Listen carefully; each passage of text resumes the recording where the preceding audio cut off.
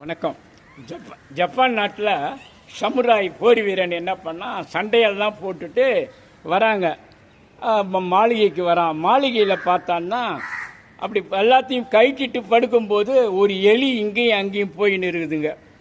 என்ன பண்ணால் அவன் தான் வீரனாச்சா, எடுத்தான் கத்திய இப்படி அடித்தான் பாருங்க, எலி தப்பிச்சு போச்சு. இதை எத்தனை தடவை பண்ணாலும் எலி தப்பிச்சு போயினே இருக்குது. அவனால் ஒன்றும் பண்ண முடியல. என்னடா சண்டையெல்லாம் போட்டோம், ஜெயித்தோம், வந்தோம், இந்த ஒரு எலி நம்மளை இது மாதிரி பண்ணுதான்னு சொல்லிட்டு அவன் பண்ணும்போது அந்த வீட்டில் சர்வெண்ட் மெய்டு வேலைக்கார அம்மா இருக்குது பாரு, அது பார்த்தாங்க. சார் என்னன்னாங்க, அவங்களாம் கொஞ்சம் கெட்டிக்காரத்தாங்க, சர்வெண்ட்டுங்கள்லாம் ரொம்ப புத்திசாலிங்க.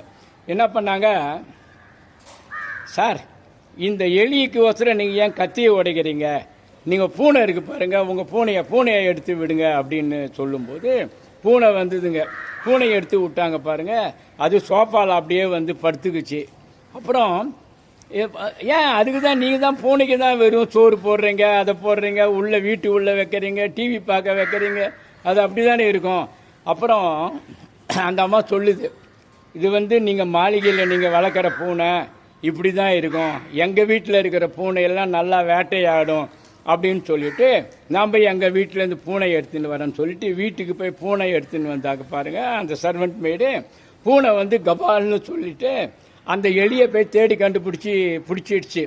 இப்போது என்னன்னா, அது வந்து பூனையினுடைய இது வந்து பூனையாக இருக்கிற வரைக்கும் ஒரு கஷ்டமும் கிடையாது. பூனை வந்து பிள்ளையா மாறி வீட்டு உள்ள வந்ததுன்னா எல்லாருக்கும் சிக்கல். நன்றி, வணக்கம்.